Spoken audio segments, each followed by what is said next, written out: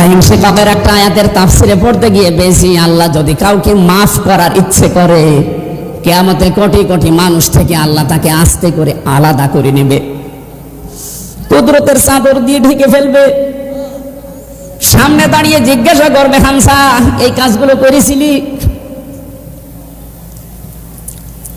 জবাব যখন দিতে থাকবে, হ্যাঁ আমি করে ফেলেছি, আমার ভুল হয়ে গেছে, আল্লাহ তুমি আমারে মাফ করে দাও, চোখের পানি, অনুশোচনা, অনুতপ্ত এগুলো দেখে আল্লাহ বলবেন, যা গোপনে উপরে মাফ করে দিলাম। অন্তত এটা যদি হয় আপনার জীবনে, আপনি পার পেয়ে যাবেন। আর যদি আল্লাহ হিসাবের জন্য দাঁড় করিয়ে বলে, বল এটা কেন করলি, নবীজি বলেন, আমি পর্যন্ত উপায় নেই আল্লাহর বিচার থেকে রক্ষা পাবার। হযরত ওমর সন্তানটাকে ভর্তি করে দিলেন এরকম মাদ্রাসায়, মক্তবে। প্রধান বিচারপতি ওই দেশে ওই সময় হযরত আলী, তার ছেলে হুসাইনকেও ভর্তি করে দিয়েছে। হযরত আব্দুল্লাহ বিন ওমর তিনি বসে আছেন, হুসাইন কলম ফেলে দিয়ে বলছে, কলম তুলে দাও। একবার, দুইবার, তিনবার বলার পরে উনি তিনবারই তুলে দিয়েছেন। চতুর্থবার উনি বলে ফেললেন, আপনি কি মনে করেন আমি কি আপনার চাকর, খাদেম নাকি? হযরত হুসাইন ওই সময় বলেছিলেন, আব্দুল্লাহ তুমি শুধু খাদেম না, তুমি খাদেমের বাচ্চা, খাদেম। অথচ ওই সময় তিনি প্রেসিডেন্টের ছেলে। রাগ করে বাড়িতে গেছে, আব্বাকে বলছে, আমি আর মাদ্রাসায় যাব না। হুসাইন আমাকে গালি দিয়েছে, ছোট করেছে মানুষের সামনে, বিচার না করলে মাদ্রাসায় আমি আর যাব না। হযরত ওমর বিচক্ষণ ছিলেন, বললেন, না বিচার এখন না, জমার দিন হাজারো মানুষের সামনে বিচার করব। জমার খুতবা দিচ্ছিলেন, হঠাৎ আলোচনা বন্ধ করে দিলেন, ডাক দিয়ে বললেন, হুসাইন আসো? বলে, হ্যাঁ সামনে আসো। তুমি ক্লাসে সবার সামনে আমার ছেলেটাকে খাদেমের বাচ্চা, খাদেম বলে ছোট করেছো, গালি দিয়েছো। হযরত হুসাইন তিনি নির্দ্বিধায় বললেন, হ্যাঁ দিয়েছি। কেন দিলে? হুসাইন ডাক দিয়েছে, খলিফা বুকে হাত দিয়ে বলেন তো, আপনি কি এখন নানার খাদেম ছিলেন না? হযরত ওমরের কথা বন্ধ হয়ে গেছে। ডাক দিয়ে বলে, হুসাইন আমি তো এভাবে চিন্তা করি না, হ্যাঁ আমি তো তোমার নানার খাদেম ছিলাম। তুমি এই কথাটা লিখে দিতে পারবে? কাগজ নিয়ে আসেন। খেজুরের পাতা নিয়ে এসেছে, উনি লিখে দিলেন, ওমর আমার নানার খাদেম ছিল, আমি দেখেছি, ইতি হুসাইন ইবনে আলী। সই করে দিলাম, যান। কাগজটা হাতে নিয়ে হযরত ওমর সোমা খেলেন। ডাক দিয়ে বলেন, নবীর সাহাবীরা, বিচার হয়ে গেছে, আর কিছু করার নেই। ছোট মানুষ আব্দুল্লাহ তো বোঝে না, বলে, আব্বা তুমি তো বিচার আরম্ভই করলে না, হুসাইনকে শাস্তি দিবা না, কি বিচার করলে? হযরত ওমর বলে, সন্তান যে বিচার করেছি এখন না, কিয়ামতেও কাজে লাগবে। আমি যখন মারা যাব, এই কাগজটা আমার কাফনের ভেতরে দিয়ে দিও। ময়দানে মাহশারে প্রথম আল্লাহ তোমাকে একা ডাকবে, স্রেফ একা একা। আমি কোরআনের ভাষা জানি, অকুল্লুহুম আতিহি ইয়াউমাল কিয়ামাতি ফারদা। কিয়ামতে যখন আল্লাহ আমাকে একা ডাকবে, আমার জীবনের কিছুই যদি আল্লাহর ভালো না লাগে, পছন্দ না হয়, এই কাগজটা আল্লাহকে দেখাবো। রব্বুল আলামিন একটু তাকিয়ে দেখো, এখানে তোমার নবীর নাতি লিখে দিয়েছে, আমি নবীর খাদেম ছিলাম। এই ওসিলা হলো আজকে তুমি আমারে মাফ করে দাও। কিয়ামতের প্রথম বিচারে আমি কিন্তু বলেছি, একা একা উঠবেন। কোন বাবা, কোন সন্তান, কোন মা, কোন হেতাকাঙ্ক্ষী, ফাসিলাতি হিল্লাতি তৌবি, তোমার জ্ঞাতি গোষ্ঠী দলের লোক কেউ থাকবে না, একা উঠতে হবে। সুতরাং আমাদের জীবন এখন থেকে পরিবর্তন করা দরকার। আমি যেন একা উঠে আল্লাহর সামনে আমার এই জীবনটার হিসাব দিতে পারি। কিয়ামতে এবার দ্বিতীয় বিচার ব্যবস্থায় আল্লাহর একা ডাকবেন না। ভালো করে শুনবেন, আমি যে বলছিলাম কেন এই নেতা শব্দটা বলছি, ইয়াউমা নাদউ কুল্লা উনাসিন বিইমামিহিম। সূরা বানী ইসরাঈল 15 নম্বর পারা 8 নম্বর পৃষ্ঠার 3 নম্বর লাইনের 71 নম্বর আয়াতের প্রথম অংশে আছে। এটা ফি জিলালিল কোরআনে তাফসিরে আছে। আল্লাহ পাক বলেন, কিয়ামতের দিন প্রতিটি মানুষকে এবার আর একা না, এবার ডাকবো তার নেতার সাথে। কার সাথে? আপনার বিবেক কি বলে বলেন তো? আপনি এতদিন যে নেতার পেছনে স্লোগান দিয়েছেন, যার পেছনে মিছিল দিয়েছেন, যাকে রায় দিয়েছেন, কিয়ামতে যদি ওই নেতা আপনার সামনে থাকে, তার পেছনে থাকবেন আপনি। আল্লাহর কসম, রাজনীতির কথা না, আপনি ধরা খাচ্ছেন এই জন্য বলছি। কিয়ামতে ওই লোকটার সাথে আপনি যদি ওঠেন, আপনার বিবেকে কি বলে আপনাকে আল্লাহ মাফ করবে বলে মনে হয়? কথা বলেন না কেন? আপনি এখনই বলছেন না আপনি 100 ভাগ ধরা খাবেন, বলছে ঠিক।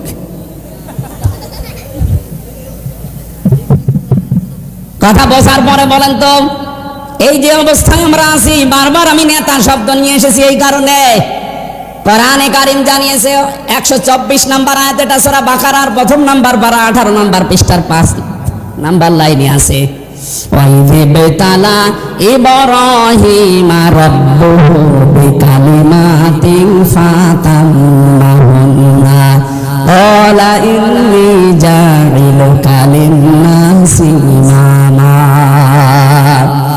আমি ইব্রাহিমকে পদে পদে পরীক্ষা নিয়েছিলাম বিভিন্ন কালিমার মাধ্যমে। আমার ইব্রাহিম প্রতিটি পরীক্ষায় উত্তীর্ণ হয়েছে, পাশ করেছে। আমি আল্লাহ শেষ পরীক্ষায় খুশি হয়ে তাকে মানুষ জাতির জন্য, মানব জাতির জন্য ইমাম বানিয়ে দিয়েছি। হযরতে ইব্রাহিম নবী ওই সময় প্রশ্ন করেছিলেন, ক্বালা মিন যুররিয়াতি, হে আল্লাহ, যে নেতা হওয়া, নেতৃত্ব দেওয়ার গুণাবলী, এটা কি শুধু আমি একাই পেলাম, নাকি আমার সন্তানাদি যারা কিয়ামত পর্যন্ত আসবে তারা কি নেতা হতে পারবে, নেতৃত্ব দিতে পারবে? আল্লাহ সঙ্গে সঙ্গে জবাব দিয়েছেন, ক্বালা লা ইয়ানালু আহদিস যালিমিন। এখানে যারা আরবি গ্রামার বসে, ইয়ানালু এটা মুজারে, বর্তমান, ভবিষ্যৎ, প্রেজেন্ট, ফিউচার, শেষে আল্লাহ যালিমিন দিয়েছেন। আল্লাহ বলেন, ইব্রাহিম, তোমার সন্তান আদিতে যারা কিয়ামত পর্যন্ত আসবে তারা নেতৃত্ব দিতে পারবে, নেতা হতে পারবে, কিন্তু কোন জালেমের জন্য আল্লাহর অঙ্গীকার নেই। আয়াতে মুফাসসির ফি জিলালিল কোরআনে লিখেছেন, জালেমের জন্য নেতা হওয়া অবৈধ, হারাম। অথচ এই 53 বছরে সে যত বেশি জুলুম করেছে সে তত বড় নেতা ছিল। এক কথা বলে না কেন? বিশেষ করে 15.5 বছরে সে যত বেশি জুলুম করেছে মানবতার উপরে, দেশের মানুষের উপরে, তার নিজের উপরে, সে বড় নেতা হয়ে গেছে। তারাই আমাদেরকে বলে যে না, আপনি মসজিদে থাকবেন, মাদ্রাসায়, খানকায় থাকবেন, এই ময়দানে আসবেন না। এই জালেমদের জন্য এই ময়দানে থাকা জায়েজ নেই। আর জালেমরাই আমাদেরকে উল্টা ফতোয়া দেয়। এজন্য আপনার নেতা ঠিক করা লাগবে। আল্লাহর ঘোষণা দেওয়া নেতা যেহেতু একজন, তার আদর্শ মেনে দুনিয়ায় যারা চলে তারা আপনার নেতা। তার আদর্শের বাইরে যারা আছে তারা আপনার জন্য নেতা হতে পারে না। এখন আপনার বিবেকে যা বলে আপনি তাই করেন। তেলাওয়াত করেছিলাম কোরআনে কারিমের 6666টি আয়াতের মাত্র একটা আয়াতের এক অংশ, 3 ভাগের 1 ভাগ আমি পড়েছি। আমার যতটুকু এই আয়াতের উপরে স্টাডি করা আছে, লেখাপড়া করা আছে, আমার তো মনে হচ্ছে আয়াতে যত কথা দিয়েছেন দুনিয়া আখিরাত সব আল্লাহ এর ভেতরে দিয়ে দিয়েছেন। জবান খুলে কোরআনের আয়াত তাফসীর আকারে কথা বলার জন্য, শোনার জন্য পড়েন। আউযু বিল্লাহি মিনাশ শাইতানির রাজিম, বিসমিল্লাহির রহমানির রহিম, ইয়া আইয়ুহাল্লাযীনা আমানু দুখুলু ফিস-সিলমি কাফা। আল্লাহ পাক বলেন, ওহে যারা ঈমানের দাবিদার, তোমরা প্রবেশ করো পরিপূর্ণভাবে ইসলামে। কোথায় আল্লাহ প্রবেশ করতে বললেন? আরো জোরে বলেন। এখানে শব্দের আগে, সিনের আগে উপরে যদি কেউ সিনে জবর দিয়ে পড়ে তাহলে হয় সালমন। সালমন শব্দের শাব্দিক অর্থ শান্তি। যদি আপনি সিন দিয়ে পড়েন তাহলে বাংলা অর্থ আসবে, ইমানদারেরা তোমরা শান্তির ভেতরে প্রবেশ করো। সিনের নিচে জের দিয়ে পড়লে বাংলা অর্থ দাঁড়াবে সিলমন। সিলমন মানে ইসলাম। সিলমন মানে কি? তোমরা প্রবেশ করো ইসলামে। কেউ যদি আল্লাহকে প্রশ্ন করে, আল্লাহ আমি ইসলামে প্রবেশ করেছি, আল্লাহ বলেন না, 5টা বিষয় তোমার প্র্যাকটিক্যাল লাইফে দেখানো লাগবে। যদি 5টা বিষয় দেখাতে পারো যে হ্যাঁ, তাহলে তোমার ইসলামে পরিপূর্ণ প্রবেশ করা হয়েছে। এবার দর্শনবাসী আমি সহ যারা এসেছি, এই একটু খেয়াল করবেন, এই 5টা বিষয় যদি আপনার জীবনে জন্ম থেকে শুরু করে মৃত্যু পর্যন্ত থাকে তাহলে বুঝবেন আপনি ইসলামে পরিপূর্ণ প্রবেশ করেছেন। আর যদি 4টা থাকে, একটা না থাকে, আপনি আংশিক প্রবেশ করেছেন, এখনো পরিপূর্ণ হয়নি। আল্লাহ কি ইসলামে প্রবেশ করতে বললেন পুরাপুরি না আংশিক? কেউ যদি পুরোপুরি প্রবেশ করতে চায় তার প্রথম আলামত পাবেন এইটা, সে আনুগত্য করবে, আত্মসমর্পণ করবে। তাহলে প্রথম আলামতটা আমাদের ভেতরে আছে কিনা দেখি তো। আমাদের যিনি জাতির পিতা যার নাম বললাম, তিনিও আনুগত্য করেছিলেন, আত্মসমর্পণ করেছিলেন। সূরা বাকারার 131 নম্বর আয়াতে আল্লাহ দলিল দিয়েছেন, ইদ ক্বালা লাহু রাব্বুহু আসলিম ক্বালা আসলামতু লিরাব্বিল আলামিন। হযরত ইব্রাহিমের কথা স্মরণ করো, যখন তার রব বলেছিলেন স্যালেন্ডার করো, আত্মসমর্পণ করো, তিনি সঙ্গে সঙ্গে বিনা প্রশ্নে বিনা চিন্তা ভাবনায় বলেছিলেন, আমি মহান রব্বুল ইজ্জাত ওয়াল জালালের কাছে আত্মসমর্পণ করলাম।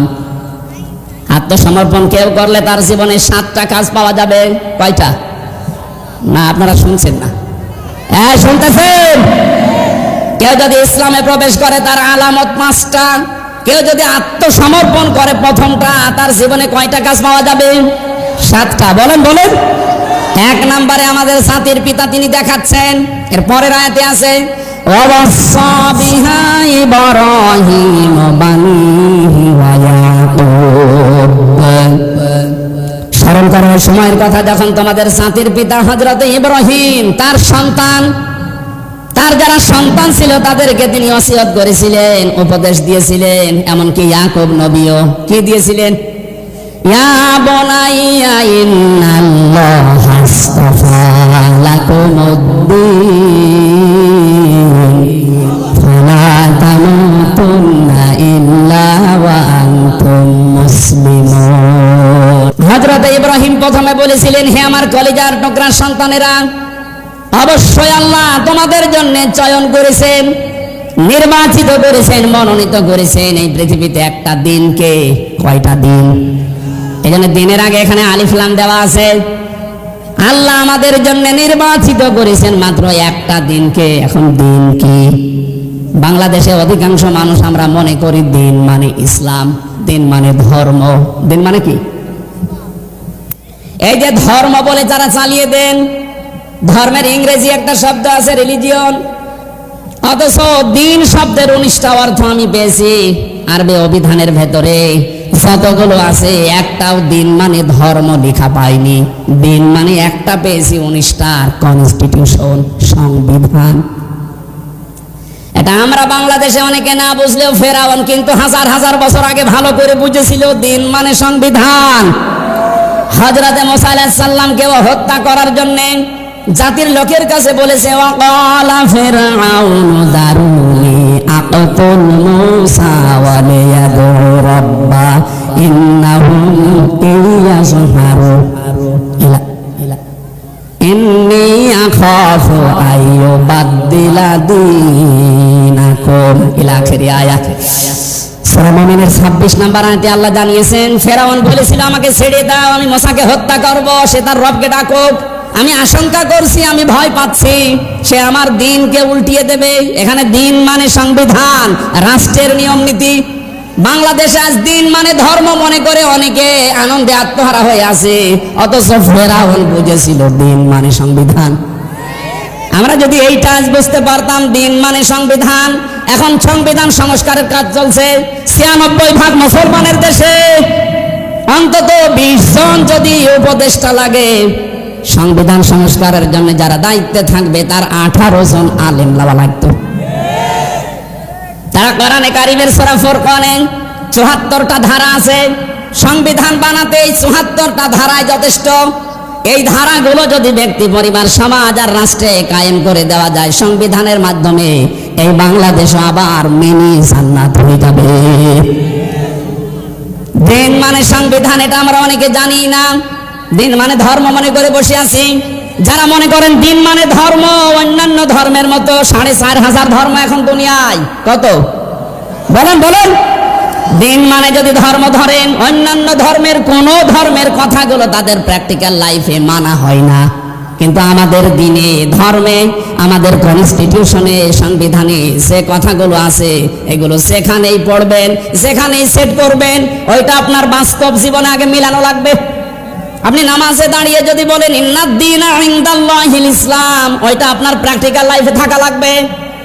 যারা বলে আমাদের আল্লাহর নিকটে একমাত্র জীবন ব্যবস্থা ইসলাম। তারা ইসলামের বাইরে বিয়ে শাদী করতে পারবে না। কথা বলে না কেন? এই যে বিয়ে শাদীতে যারা অলিমা বাদ দিয়ে আর যারা বরযাত্রী খাওয়ার নিয়ম নীতি বানিয়েছেন, এটা ইসলাম না ইসলামের বাইরে? বলেন বলেন। আমাইয়াবতাগি গায়রাল ইসলামি দীনান ফালা ইউকবালা মিন। এই পৃথিবীতে ইসলামের নিয়ম নীতি বাদ দিয়ে অন্য কোন নিয়ম দিয়ে কেউ যদি আমি আল্লাহকে রাজি করতে চাই, ফালা ইউকবালা মিন, ওর জীবনের কোন ইবাদত বন্দেগী কবুল হচ্ছে না, হবে না। বলেন নাউজুবিল্লাহ। এই জীবনের ভেতরে বিয়ে শাদী আছে না নেই? আরো জোরে বলেন তো, আছে না নেই? বিয়েতে আজ যারা ওলিমার সিস্টেম বাদ দিয়ে বরযাত্রী আরম্ভ করেছি আমরা, আমাদের বিয়ে কি ইসলামের ভেতরে না বাইরে? আজকে থেকে এই নিয়ম পাল্টাতে হবে। বিয়ে শাদী যদি করতে চাই, ছেলের বাড়িতে অনুষ্ঠান হবে, মেয়ের বাড়িতে না। জানি আপনি মানবেন না, আমি বারবার বলছি, কারণ আমার 3টা মেয়ে, ছেলে নেই। আমার বাঁচা লাগবে না। আমি যা করেছিলাম, আমার শ্বশুর তো পেছনে আছি, যা করেছি ওটা বাদ, আমি যেন ধরা না খাই।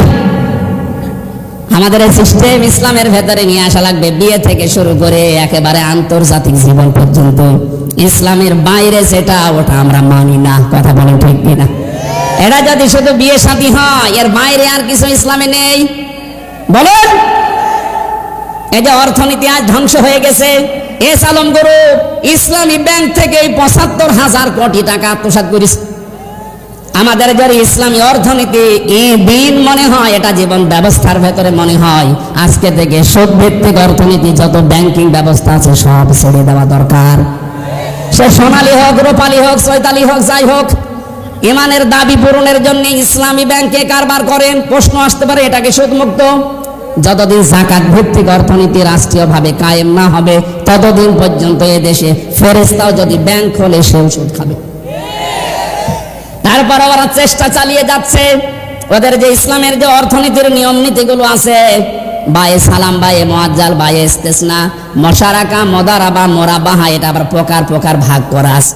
আপনি ইসলামী অর্থনীতিটা পড়ে ওদের সাথে মিলাবেন, মিলবে। কিছু আন্তর্জাতিক এবং জাতীয় নিয়ম নীতি আছে, ওগুলো মানা লাগবে।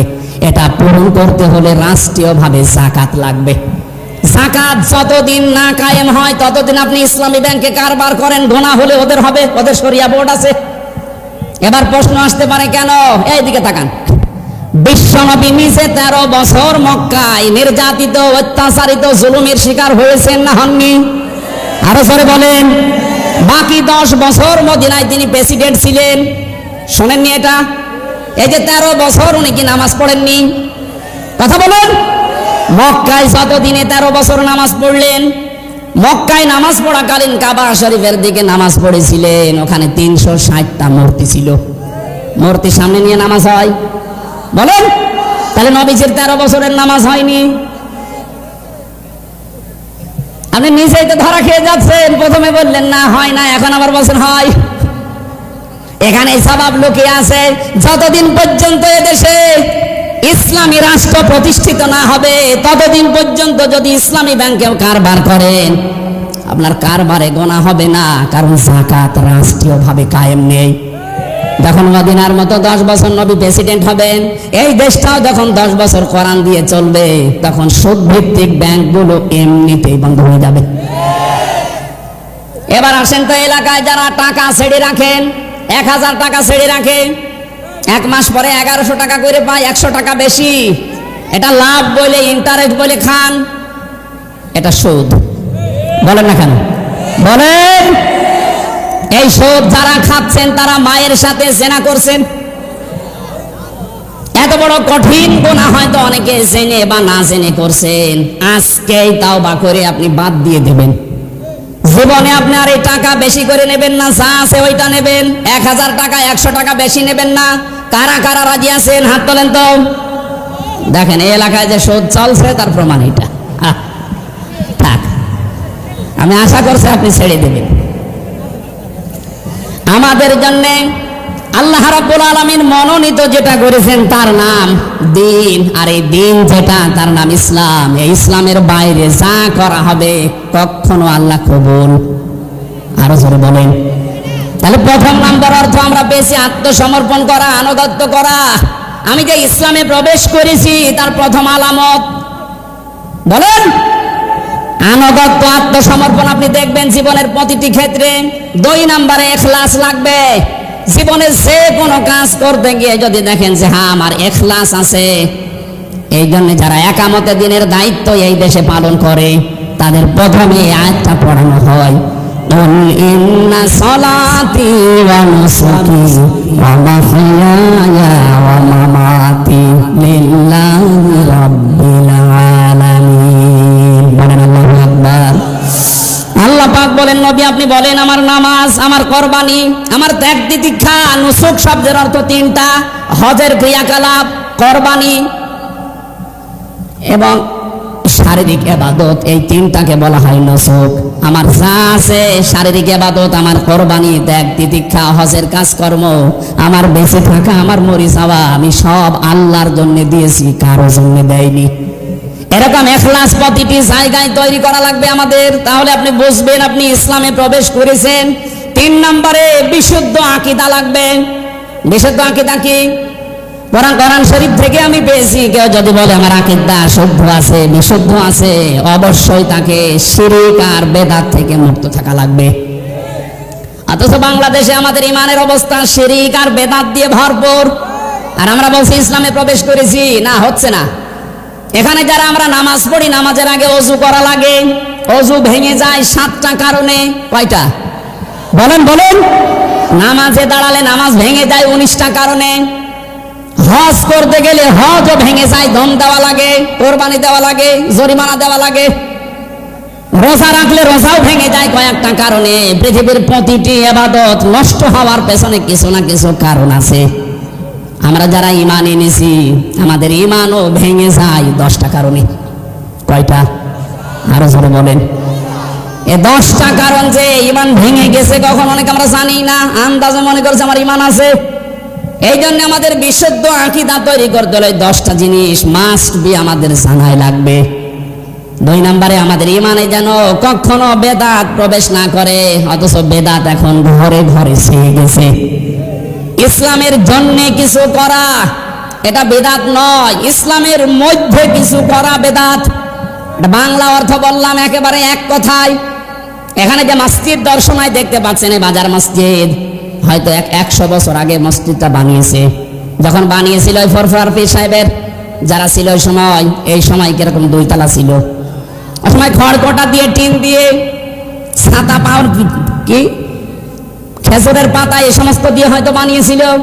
দিন আজ যত যাচ্ছে, আজকে তাকান এখানে টাইলস লাগিয়েছে, মোজাইক পাথর দিয়েছে, এসি লাগিয়েছে, বিউটিফাই করেছে। এটা কি ইবাদতের মধ্যে না ইবাদতের জন্য? এই একটা থিওরি মনে রাখবেন, তাহলে বেদাত কেউ করাতে পারবে না। ইবাদতের জন্য আপনি যা করবেন বেদাত নয়, কিন্তু ইবাদতের মধ্যে যদি কিছু করেন, কথা বুঝতেছেন? এটা জিকির করা একটা ইবাদত। এই জিকিরের শব্দ তাহলে আলাদা থাকবে, যদি ইবাদত এর নিয়ম থাকবে আলাদা, পদ্ধতি থাকবে আলাদা, সময় থাকবে জিকিরের। কোরআনে কারিমে সূরা আরাফের 205 নম্বর আয়াতে আল্লাহ দলিল দিয়েছেন। রব্বুল আলামিন বলেন, আযকুর রাব্বাকা ফি নাফসিকা তাদাররুআ ওয়া খিফাতা ওয়া দুনাল জাহরি মিনাল কওলি বিল গুদুবি ওয়াল আসাল ওয়া লা তাকুন মিনাল গাফিলিন। এখানে জিকির যদি কেউ করতে চায় 4টা নিয়ম মানা লাগবে। 1 নম্বরে মনে মনে, 2 নম্বরে ভীত সন্তুষ্ট হয়ে, 3 নম্বরে উচ্চ আওয়াজ বাদ দিয়ে, 4 নম্বরে 1 নম্বরে আল্লাহ রাব্বুল আলামিন বলেন মনে মনে করবা, 2 নম্বরে শব্দ ছাড়া উচ্চ আওয়াজ বাদ দিয়ে, 3 নম্বরে ভীত সন্তুষ্ট হয়ে, 4 নম্বরে কান্না জড়িত কণ্ঠে। এখন যদি আপনি 4টা নিয়ম বাদ দিয়ে নতুন কোন নিয়ম চালু করেন, উল্টিয়ে পাল্টিয়ে উল্টা পাল্টা করে, আপনি 4টার ভেতরে নেই। এমনকি নতুন কোন শব্দ যদি যোগ করেন জিকিরের ভেতরে, সুবহানাল্লাহ, আলহামদুলিল্লাহ, লা ইলাহা ইল্লাল্লাহ, আল্লাহু আকবার, এর বাইরে যদি কেউ নতুন শব্দ বলে বলে ইয়া আলী বাবা, কেল্লা বাবা, ফতে বাবা, এটা বেদাত। এটা কি? সুতরাং আমার তাহিরি ভাই যেটা করছে এটা যে বেদাত, আর দলিল লাগবে বলেন। এরপরেও যদি কেউ সতর্ক না হন, আমার কিছু করার নেই। তাহলে আমাদের আকীদা শুদ্ধ করার জন্য দুইটা পদ্ধতি মাস্ট বি মানা লাগবে। শিরিক এবং বেদাত মুক্ত হওয়া লাগবে আমাদের ঈমান। আজ বাংলাদেশে একটা মাসলুম দলের উপরে একটা তহমত লাগিয়ে দিয়েছে যে এদের আকীদা ঠিক নেই। আপনার আকীদা এত ভালো, একটু ফাঁসির দলির কাছে একটু যেয়ে বলেন তো দেখি, আপনার আকীদা কত ভালো চলেন তো দেখি। এটি মাসার সাহেবের মতো 16 বছর ছেলে থাকেন, দেখি আপনার আকীদা কোন জায়গায় আছে। আমি বহু আলেমের সাথে ছিলাম, এত বড় বড় জুব্বা গায়ে দাড়ি দেখলে আমার মনে হয় জান্নাত থেকে পালিয়ে এসেছে। আমার মতো ছোট মানুষ নাই কারাখানি করতে পারে, অত বড় বড় মুরব্বী মানুষ আমার দাদার বয়সী হাউ মাউ করে কাঁদতো, অথচ কোনো কিছু নাই, এমনি বন্দি করে রেখেছে। আপনার এমনি বন্দি করে রাখলে যদি আপনার কান্না আসে, আপনার মতোই তো রক্ত মাংসে গড়া। আপনি যার আকীদার ভুল ধরেন, ওই লোকটা 13 বছর 17 বছর কেউ বই বসে আছে বিনা কারণে, কোনো দোষ নেই। আন্দাজে যদি কেউ তার উপরে এই তহমত গুলো লাগিয়ে দেয় যে না এ দোষ সে করেছে, কোন মানুষ যদি কোনো অন্যায় না করে ওই দোষ তার উপরে চাপিয়ে দিলে সে যেন প্রকাশ্য পাপের বোঝা বহন করে। এখানে আকীদা খারাপ, এই জিকির বাদ দেওয়া লাগবে। এই পৃথিবীতে আকীদা তো তাদের সবচাইতে পরিষ্কার যারা শিরিক এবং বেদাত থেকে মুক্ত। বাংলাদেশের সবচাইতে বড় শিরিক হচ্ছে আল্লাহর ক্ষমতার সাথে অন্য কাউকে যোগ করা। এই বাংলাদেশে একটাই দল আপনি তাকান যারা বলেছিল ক্ষমতার উৎস আল্লাহ, এই কারণে তাদের নিবন্ধন বাতিল করে দিয়েছে। কেন রাজনৈতিক দল আর নেই? এত বড় বড় হুজুরদের দল আছে, কই তাদের ভেতরে এইটা পায়নি, তাদের তো নিবন্ধন বাতিল হয় না। যারা বলে ক্ষমতার উৎস জনগণ, তাদেরটা বাতিল হয় না। যারা বলে ক্ষমতার উৎস আল্লাহ, তাদেরটা বাতিল করে। আপনি আকীদা কোন জায়গা থেকে নিবেন? আকীদা আপনাকে আবার পড়ানো লাগবে।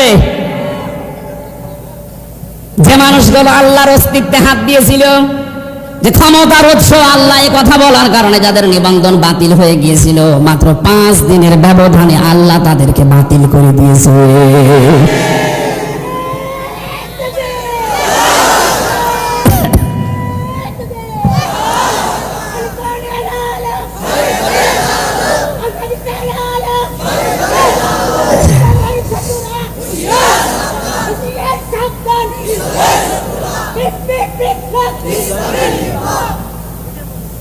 শেষ করে দেব, আমার কণ্ঠ পারছে না, শেষ করে দেব। 4 নাম্বারটা পেয়েছি আমি। কেউ যদি মনে করে আমি ইসলামে পরিপূর্ণ প্রবেশ করেছি, তাহলে তার চরিত্র হবে উত্তম চরিত্র। এই 53 বছরে প্রমাণ হয়ে গেছে বাংলাদেশে সবচাইতে চরিত্রের মানদণ্ডে উত্তীর্ণ যারা একামত দ্বীনের দায়িত্ব পালন করে। এদের ভেতরে দুর্নীতি নেই, এদের ভেতরে জেনাখার নেই। এই কথা বলেন না কেন? এমনকি বিড়ি খোরও পাবেন না। এর চাইতে আবার কি প্রমাণ লাগবে আপনার? এ বাংলাদেশে 2024 সালের 5 আগস্টের আগ পর্যন্ত একটা জরিপ পেয়েছিলাম, 100 জনের 15 জন মানুষ চাইতো যে ইসলামে দেশে কায়েম হোক, আর ওইগুলোর চরিত্রই সর্বোত্তম।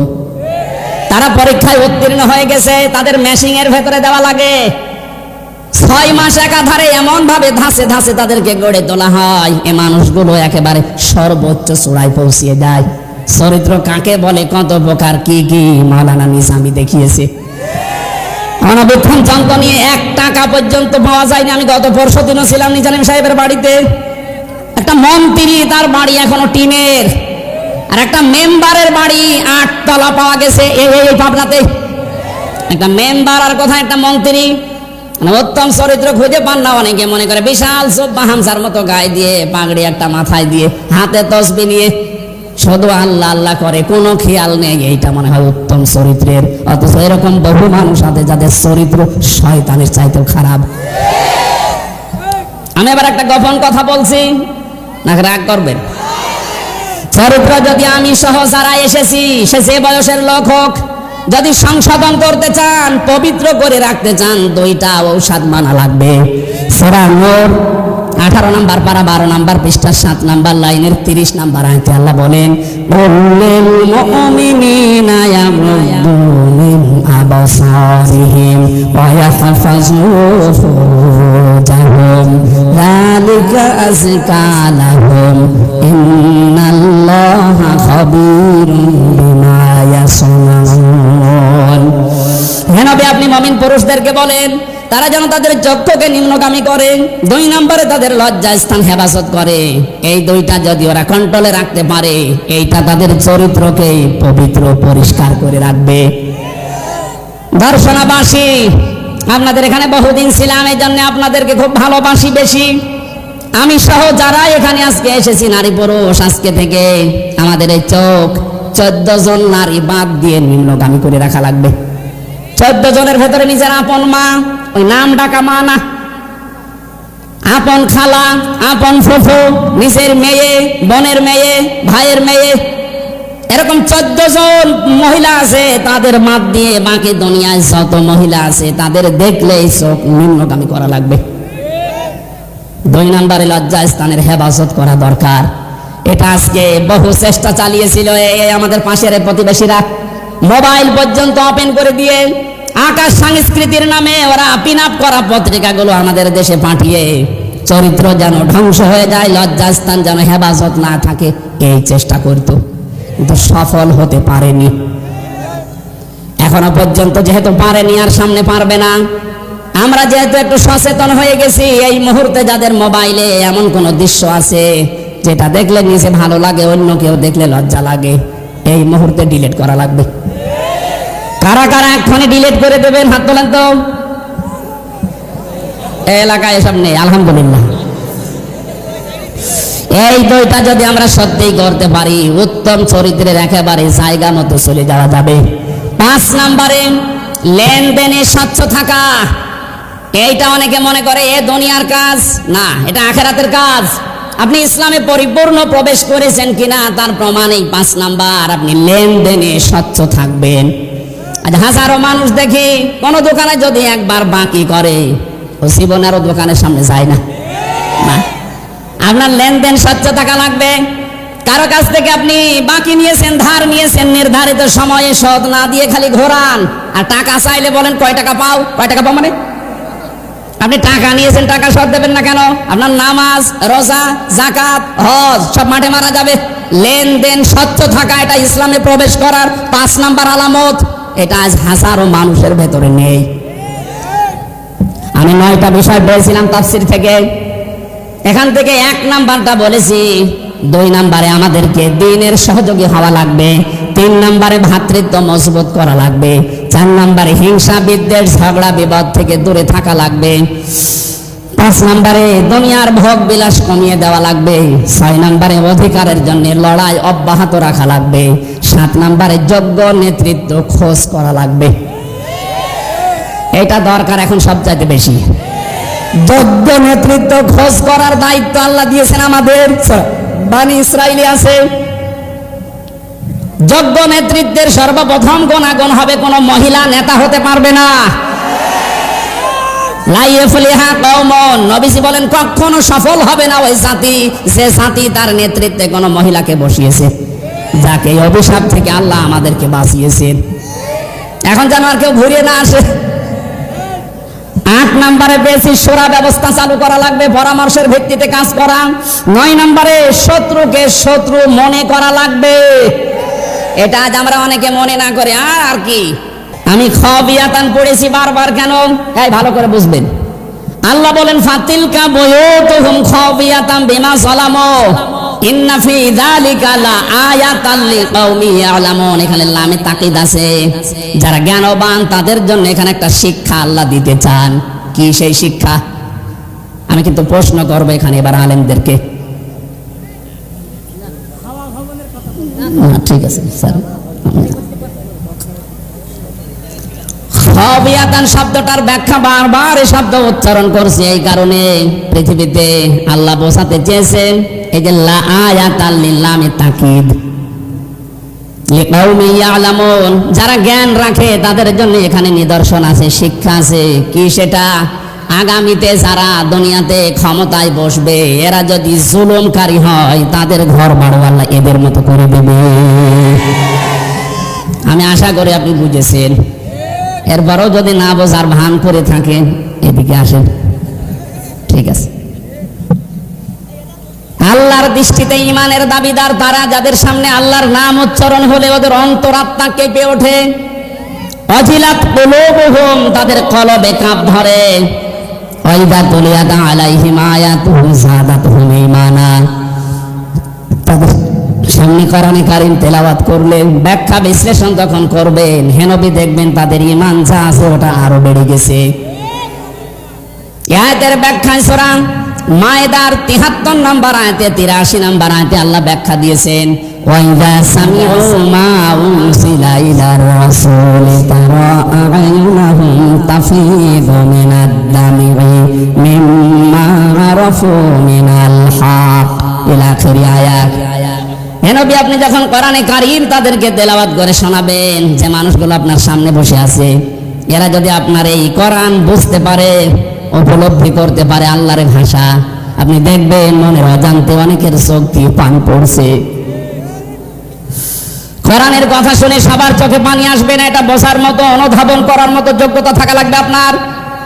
আপনি দেখবেন যারা স্থিরভাবে কোরআনে কারীমের কথাগুলো উপলব্ধি করার নিয়তে শুনছে, আপনি তাদের চোখের দিকে তাকিয়ে দেখবেন মনের অজান্তে কখন তারা কেঁদে ফেলেছে তারাও জানে না। এখানে ঈমান যাদের আছে মাস্ট বি, কোরআনের আলোচনায় তাদের ঈমান বাড়বে। এ কথা কার? এখন যদি বলেন আমার ঈমান তো বাড়ে না, আপনার ঈমান থাকলে তো বাড়বে। প্রশ্ন আসতে পারে আমার ঈমান আছে কিনা আমি কি করে টের পাবো? সাহাবী প্রশ্ন করলেন, হে নবী আমার যে ঈমান আছে কিভাবে আমি টের পাবো? বিশ্বনবী বলেন, ইদা সাররাতকা হাসানাতুকা ওয়া সাআতকা সাজ্জিয়াতুকা ফাআনতা মুমিন, যখন তোমার ভালো কাজগুলো তোমাকে আনন্দ দেবে, অন্যায় কাজগুলো করলে ভেতর থেকে একটা বাধা আসবে, তোমার কষ্ট লাগবে, ফাআনতা মুমিন, তখন বুঝবে তোমার ঈমান আছে। দর্শনাবাসী, ভালো কাজ সবার কাছে 15.5 বছরে ভালো লাগে নাই, কথা বলেন না কেন?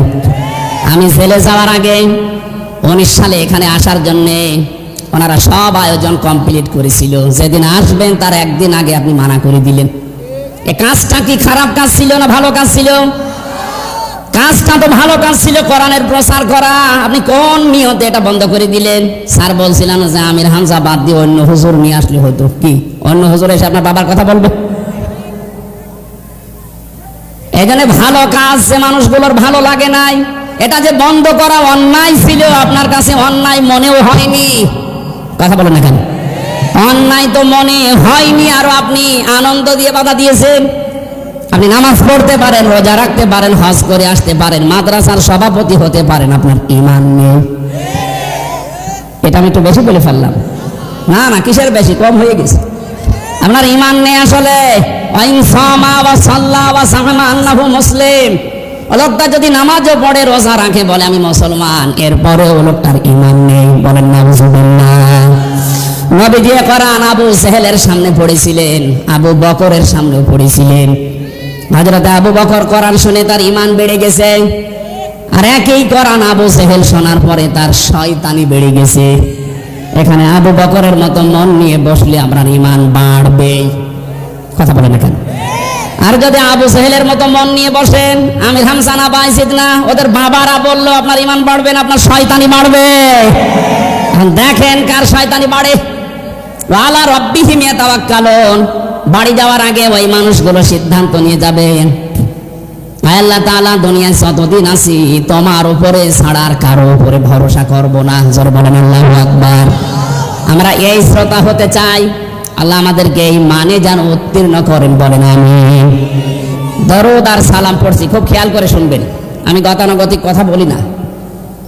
সালাম পড়ছি এক নবীর উপরে, দুনিয়ায় যত নবী আল্লাহ পাঠিয়েছেন প্রতিটি নবীর কাছে অঙ্গীকার নিয়েছিলেন, আল্লাহ ওয়াদা নিয়েছিলেন এই নবীর উপরে লা তুমিনুন্না বিহি ওয়া লা তানসুরুন্না, তাকে যদি তোমরা পেয়ে যাও তারপরে ঈমান আনবা। লামে তাকিদ নুনে সাকিলা, কত বড় গ্যারান্টি দিয়েছেন আল্লাহ। অবশ্যই তার প্রতি ঈমান আনা লাগবে, তাকে সাহায্য করা লাগবে। বলো আকরারনা, তোমরা কি স্বীকার করলে? যত মানুষ, ওই যত নবী আল্লাহ নিয়েছেন দুনিয়ায়, প্রত্যেকের কাছে স্বীকৃতি ওই রাখাদাল্লাহু মিসাকান নাবিয়্যিন, বহু বচন দিয়েছেন।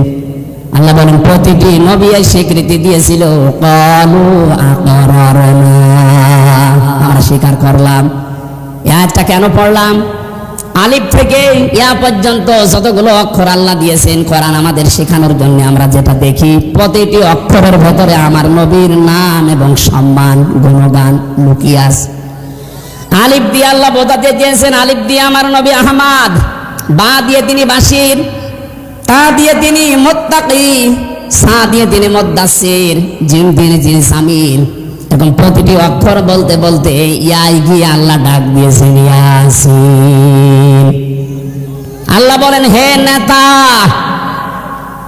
আল্লাহর ঘোষণা দেওয়ার নেতা এই পৃথিবীতে মাত্র একজন। এই শব্দটা শোনার পরে আমার মনে হয় অনেকের মনে এখন উকি দিচ্ছে, মনে হয় রাজনীতি করবে না। এটা যদি শুধু দুনিয়ার সাথে সম্পৃক্ত হতো আমি বলতাম না, এটা সম্পর্ক আখিরাতের সাথে। এবার ভালো করে খেয়াল করবেন, তাবারির ভেতরে আছে এটা, তাফসিরে কাবিরের ভেতরে আছে। ফখরুদ্দিন রাজি রহমতুল্লাহ আলাইহি এই ইয়াসিন শব্দের 5টা অর্থ তিনি দিয়েছেন। সিন মানে সাজ্জাদুল আলামিন, সিন মানে সাজ্জাদুল বাশার, সিন মানে সাজ্জাদুল কাউনাইন, সিন মানে সাজ্জাদুল আম্বিয়া, সিন মানে সাজ্জাদুল মুরসালিন। এক একটা শব্দের ভেতরে তাফসিরে কাবিরে লক্ষ লক্ষ কথা মুফাসসির লিখেছেন। এই 5টা শব্দের অর্থ যদি করা হয় 5 ঘন্টা লাগবে। এজন্য আমি সামারাইজ করে বলছি, আল্লাহর ঘোষণা দেওয়া নেতা দুনিয়ায় কয়জন? আরো জোরে বলেন। বারবার নেতা শব্দটা উচ্চারণ করছি কেন? এটা যদি দুনিয়ার সাথে শুধু শেষ হয়ে যেত, কসম আল্লাহর এই আয়াত পড়তাম না। এটা সম্পর্ক পুরোপুরি আখিরাতের সাথে। কারণ মরণের পরে যে বিচার ব্যবস্থা আরম্ভ হবে, আল্লাহ পাকের বিচার ব্যবস্থা 3 ধাপে থাকবে। কয় ধাপে? আমাদের বাংলাদেশে বিচার হয় কয় ধাপে? 4 ধাপে। এখানে অ্যাডভোকেট আছে যারা, চুয়াডাঙ্গার ম্যাজিস্ট্রেট কোর্ট থেকে যদি আপনার বিরুদ্ধে রায় আসে, আপনি কিন্তু বলতে পারবেন না যে না আমি মানি না, তাহলে রাষ্ট্রদ্রোহী মামলা হবে। এতটুকু বলা যায় যে আমি ন্যায় বিচার পাইনি, আমি আরেকটু উপরে যাব। কোথায় যাবেন? যান জজ কোর্টে যান। চুয়াডাঙ্গার জজ কোর্ট থেকে যদি আপনার বিরুদ্ধে রায় আসে, আপনি বলতে পারবেন না আমি মানি না, আবার মামলা হবে। এতটুকু বলা যায় যে আমি ন্যায় বিচার পাইনি, আমি আরো উপরে যাব। কোথায় যাবেন? যান ঢাকাতে হাইকোর্টে যান। হাইকোর্টের 54টা বেঞ্চ আছে, যে কোনো বেঞ্চে আপনার মামলা তুলবেন। ওখান থেকে যদি আপনার বিরুদ্ধে রায় আসে, আপনি বলতে পারবেন না আমি মানি না। এতটুকু বলার ক্ষমতা আছে যে আমি ন্যায় বিচার পাইনি, আমি আরো উপরে যাব। কোথায় যাবেন? যান সুপ্রিম কোর্টে যান। ওখানে আবার 2 ভাগ আছে। এই যে 4টা বাংলাদেশের বিচার ব্যবস্থায় ধাপ আছে কয়টা? আল্লাহ বলেন কিয়ামতের দিন আমিও বিচার ব্যবস্থা সাজাবো, ধাপ দিয়েছি 3টা। প্রথম ধাপেই মানুষকে আপনার সামনে দাঁড় করাবো, স্রেফ একা একা। এখান থেকে শিক্ষা পাবেন একটা। সূরা মরিয়মের 95 নম্বর আয়াতে আছে, ওয়া কুল্লুহুম আতিহি ইয়াউমাল কিয়ামাতি ফারদা। আল্লাহ বলেন কিয়ামতে প্রতিটি মানুষকে আমার সামনে দাঁড় করাবো বিচারের জন্য, প্রথম ধাপে একা একা। কয়জন করি? বলেন বলেন, কি বুঝলেন এখান থেকে? এই বাংলাদেশ, ভারত আর পাকিস্তান, এই 3টা দেশে এই ঝামেলাটা আছে। বহু মানুষ আজ পীরের নামে, দরবেশের নামে ধোঁকা দিয়ে অনেককে বোকা বানিয়ে এই শিক্ষা দিচ্ছে, তোর কোনো চিন্তা নেই, কিয়ামতের দিন আমি আছি, তোকে বাঁচিয়ে দেব। এমনকি অনেকে এই বিশ্বাস নিয়ে কথা বলেও ফেলে, কিয়ামতে আমার দাদা যান, আমার বাবা যান, লক্ষ লক্ষ মরিদ নিয়ে হাজির হবে। এটা দেখা মিথ্যা কথা, কোরআনের আয়াতের সাথে মেলে না। কোথায় পেয়েছেন এই ভণ্ডামি? কিয়ামতে আল্লাহ আপনাকে ডাকবে বিচারের জন্য কয়জন করে? আলেম কত বসে আছে দেখেন তো। কুল্লুহুম আতিহি ইয়াউমাল কিয়ামাতি ফারদা, একা একা ডাকবে। এটা শুনেই শেষ করে দিয়েছেন না? এখান থেকে শিক্ষা নেওয়া দরকার। কিয়ামতের কঠিন ময়দানে আল্লাহ কিন্তু আপনাকে একা ডাকবেন। এবার আপনি ভাবেন তো, আপনার এই 50 বছর, আমার যখন 33 বছর, যাদের 50, 60, 70 বছর, আপনি একটু পেছনের দিকে তাকিয়ে বলেন, এখনই যদি আপনি পটল তোলেন, চোখ বন্ধ হয়ে যায়, এই 70 বছর আল্লাহর সামনে দাঁড়িয়ে জবাব দেওয়ার মতো কায়দা আছে? এই জন্যই তো তাফসীর মাহফিলে আসা লাগে। খলিফাতুল মুসলিমিন হযরত ওমর রাদিয়াল্লাহু তাআলা আনহুর জীবনী পড়েছি, তিনি এই বিষয়টা নিয়ে এত সতর্ক থাকতেন, জবাব দেওয়া কিয়ামতে। কারণ একা একা ওঠা লাগবে, স্রেফ একা।